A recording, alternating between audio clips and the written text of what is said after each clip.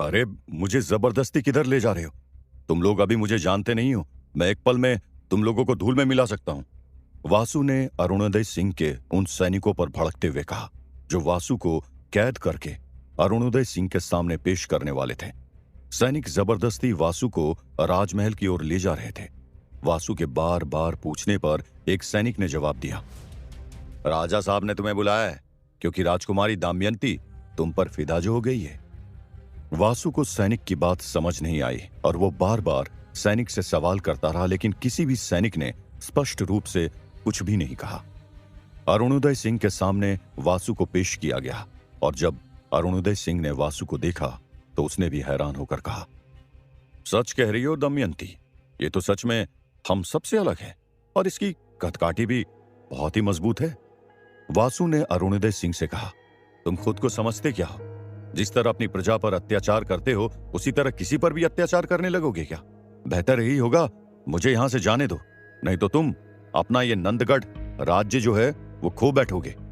वासु की बात सुनकर अरुणोदय सिंह हंसने लगा और बोला,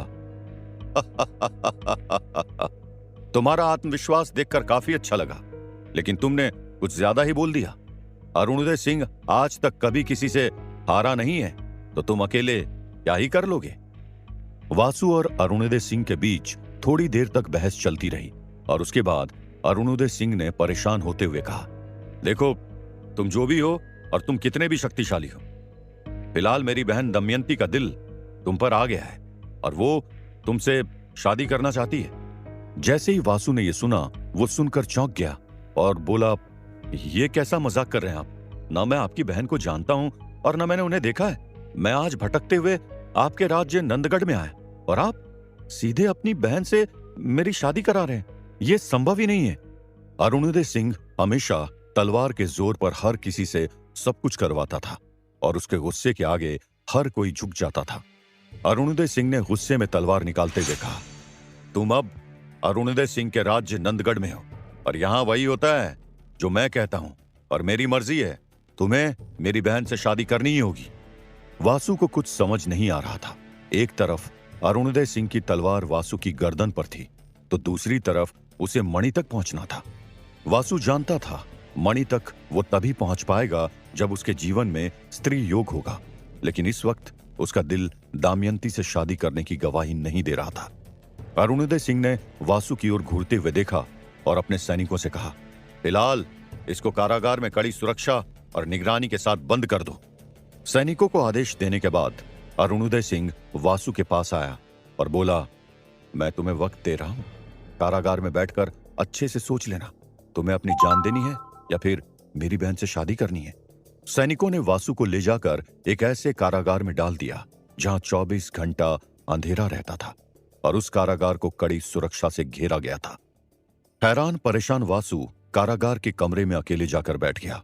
उधर वासु का भाई चंद्रा, जो अब तक पिता के राज्य इंद्रपुरम पर आंख गड़ाए बैठा हुआ था, अब वो अपने पिता राजा शिवेंद्र के खिलाफ ही बगावत करने पर उतर आया था। चंद्रा ने सेनापति से कहा, तैयारी कर लो, अब गद्दी बदलने वाली है। यह समय सही है, अब मैं इस गद्दी का राजा बन सकता हूं, भले इसके लिए मुझे अपने पिता की ही जान क्यों न लेनी पड़े। राजा शिवेंद्र का सेनापति काफी लालची था और वो लालच में अपने ही राजा को मरवाने के लिए तैयार हो गया था। सेनापति ने कहा, ज्यादातर सैनिक हमारी तरफ हैं, आप जब चाहें तब हम तख्ता पलट सकते हैं, हम सब तैयार भी हैं। चंद्रा ने सब कुछ तैयारी कर ली थी, लेकिन ऐन वक्त पर राजा के सबसे करीबी मंत्री को यह बात पता चल गई और उसने राजा शिवेंद्र से कहा, महाराज, ये बेहद कड़वी बात है, लेकिन यह सच आपके लिए जानना बेहद जरूरी है। राजकुमार चंद्रा पहले ही राज्य पर बुरी नजर लगाए बैठे हुए थे। हमने कई बार पहले भी उन पर गौर किया है। जब वो राज्य को आपसे छीन लेना चाहते थे, वहीं अब तो वो कुछ ऐसा करने वाले हैं जिसे सुनकर आपको अपने कानों पर विश्वास भी नहीं होगा।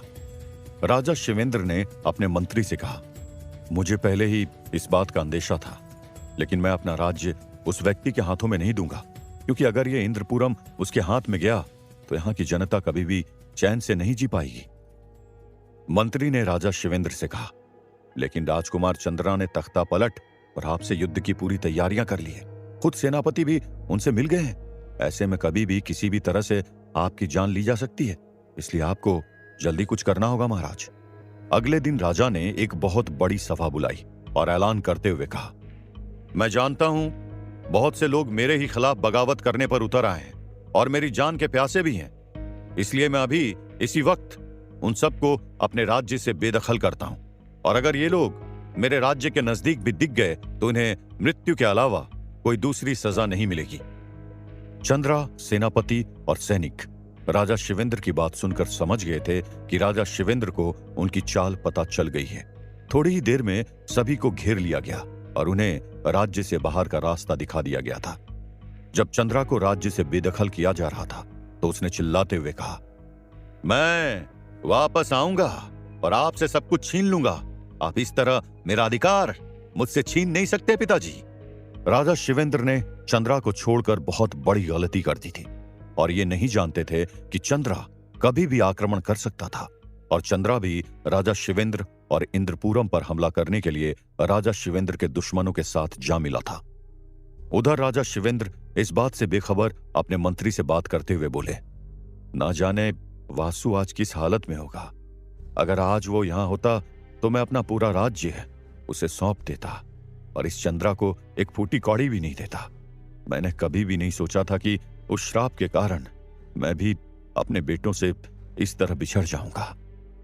जहां एक तरफ राजा शिवेंद्र अपने बेटे को याद करके रो रहे थे, वहीं चंद्रा ने युद्ध की पूरी तैयारी कर ली थी। चंद्रा ने राजा शिवेंद्र के कई दुश्मन और राजाओं के साथ मिलकर युद्ध करने की योजना बनाई और उनसे कहा, अगर ये युद्ध हम जीतते हैं तो इंद्रपुरम के अधीन जितने भी राज्य हैं वो सब में आधे आधे बांटे जाएंगे और पूरे इंद्रपुरम पर चंद्रा राज करेगा। चंद्रा के इस प्रस्ताव से सभी खुश थे, क्योंकि अगर उन्होंने राजा शिवेंद्र को हरा दिया तो करीब 7 से 8 राज्य हर किसी राजा को मिलने वाले थे। वहीं वासु कारागार में अकेला पड़ा हुआ था और उसे अपने पिता की बहुत याद आ रही थी। राजा शिवेंद्र को याद करते करते वासु रो रहा था। एक दिन अचानक राजा शिवेंद्र को पता चला कि चंद्रा ने कई दुश्मन राज्यों की सेनाओं के साथ इंद्रपुरम पर आक्रमण कर दिया है।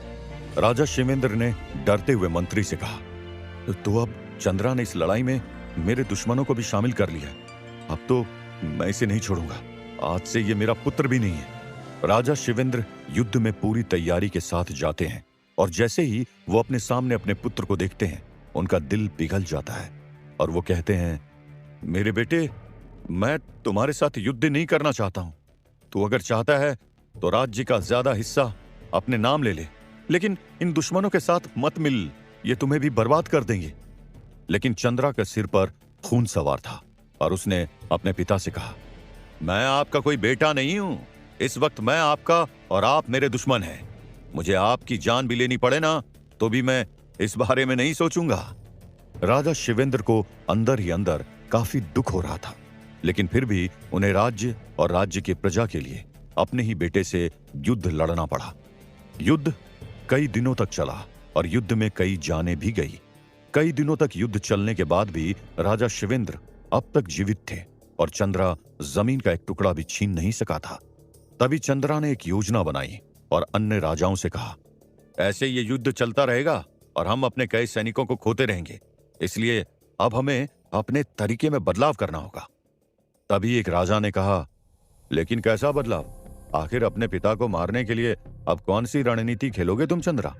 चंद्रा ने सभी राज्यों के राजाओं को समझाते हुए कहा, कुछ भी हो जाए, मेरे पिता हम दोनों से बहुत प्यार करते हैं और जब उन्हें यह खबर मिलेगी कि मैं युद्ध में मर गया तो वो दौड़ते हुए हमारे पास चले आएंगे और उस वक्त हमारे सभी सैनिक उन्हें घेर कर कैद कर लेंगे।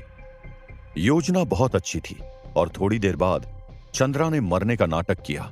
ये देख राजा शिवेंद्र ने अपनी तलवार नीचे छोड़ दी और चंद्रा के पास जाने लगे। तभी मंत्री ने उन्हें रोका और कहा, महाराज, इसमें उनकी चाल भी हो सकती है। पहले ही उन्होंने आपसे राज्य छीनने के कितने तरीके अपनाए और मुझे ये भी कोई साजिश ही लग रही है। राजा शिवेंद्र ने गुस्से में कहा, बंद करो अपनी बकवास। वहां मेरा बेटा चंद्रा दर्द से कराह रहा है और मरने की दहलीज पर है और तुम मुझे इसमें भी साजिश का संकेत दे रहे हो। हट जाओ मेरे रास्ते से, नहीं तो ये तलवार तुम्हारी गर्दन पर होगी। राजा शिवेंद्र की आंखों में आंसू थे तो वहीं गुस्सा भी था। जैसे ही दौड़ते हुए राजा शिवेंद्र अपने बेटे के पास पहुंचे और उसके सिर को पकड़कर अपने घुटनों पर रखा, तभी सैनिकों ने राजा शिवेंद्र को चारों ओर से घेर लिया। जो चंद्रा काफी देर से मरने का नाटक कर रहा था, वो भी उठा और ठहाके मारकर हंसने लगा। उसने तलवार राजा शिवेंद्र पर रखी और बोला, अब तो ये राज्य भी मेरा है और आप इस राज्य की कैदी। मैं अभी ये ऐलान करता हूं कि आपको ऐसी कैद में रखा जाए जहां पर बहुत खतरनाक अपराधियों को रखा जाता है। राजा शिवेंद्र के कैद होते ही देखते चंद्रा ने पूरे राज्य पर कब्जा कर लिया और राजा शिवेंद्र को कारागार में डाल दिया। उधर वासु, जो काफी समय से कारागार में बंद था, उसे अरुणोदय सिंह ने बुलाया और पूछा, तो क्या सोचा तूने, मौत या मेरी बहन दमयंती से शादी? वासु ने उसे समझाते हुए कहा, देखो, इस वक्त मैं एक मणि की तलाश में हूं। मेरा उस मणि तक पहुंचना बेहद जरूरी है, क्योंकि मैं अपनी इंद्रपुरम की प्रजा और अपने पिता राजा शिवेंद्र का दिल तभी जीत सकता हूं जब मेरे पास शक्तियां होंगी। जब वासु के मुंह से ये सब बातें सुनी तो अरुणोदय सिंह ने शक भरी निगाहों से वासु से कहा, तो तुम्हारे हिसाब से इंद्रपुरम का राज्य राजा शिवेंद्र के हाथ में है? वासु ने अपना सर हिलाया और बोला, हाँ, वो मेरे पिता हैं और वो ही राज्य को चला रहे हैं, लेकिन हुआ क्या है? कोई बात है क्या? अरुणोदय सिंह ने अपनी भौहें तान ली और बोला, तुम काफी समय से अपने राज्य इंद्रपुरम से बाहर हो और तुम्हें कुछ भी नहीं पता है कि वहां पर क्या हो रहा है? वासु डर सा गया और उसने कांपते हुए अरुणोदय सिंह से कहा, साफ कहिए, ऐसा क्या है? क्या हुआ मेरे पिताजी को? अरुणोदय सिंह ने गंभीर आवाज में कहा, राजा शिवेंद्र की हालत काफी दयनीय है और तुम्हारे भाई चंद्रा ने छल करके पूरे राज्य पर कब्जा कर लिया है और राजा शिवेंद्र को कारागार में डाल दिया गया है। यह सुनकर वासु चंद्रा के खून का प्यासा हो गया तथा उसकी आंखें लाल हो गई। अरुणोदय सिंह ने वासु को समझाते हुए कहा, देखो, तुम्हें घबराने की कोई जरूरत नहीं है, इसमें मैं तुम्हारी मदद करूंगा। भले ही तुम्हारे भाई ने छल से इंद्रपुरम राज्य छीन लिया हो, लेकिन हमारे पास भी कोई कमी नहीं है। तुम्हें हम एक राज्य अपनी तरफ से दे देंगे, बस अब तुम इंद्रपुरम को भूल जाओ। वासु ने जैसे ही ये बात सुनी, उसने कहा, चुप हो जाओ, और अगर दोबारा कभी ऐसी बातें की तो मैं तुम्हारी जुबान खींच लूंगा। अब वासु के सामने एक और मुश्किल खड़ी हो गई थी। लगता है तुम भी अपने पिता की तरह इस कारागार में ही हमेशा हमेशा के लिए सड़ना चाहते हो, पर याद रहे, राजा शिवेंद्र जिस कारागार में हैं, वहां उनकी जान कभी भी जा सकती है। क्या वासु अपने भाई चंद्रा से बदला ले पाएगा? अब कैसे वासु इंद्रपुरम की सत्ता को हासिल करेगा? वासु राजा शिवेंद्र को कैसे बचाएगा? क्या वासु अरुणोदय सिंह की बहन दमयंती से शादी करेगा? क्या राजा अरुणोदय सिंह वासु को मणि तक पहुंचने में मदद करेगा? जानने के लिए सुनते रहिए श्रापित राजकुमार, सिर्फ पॉकेट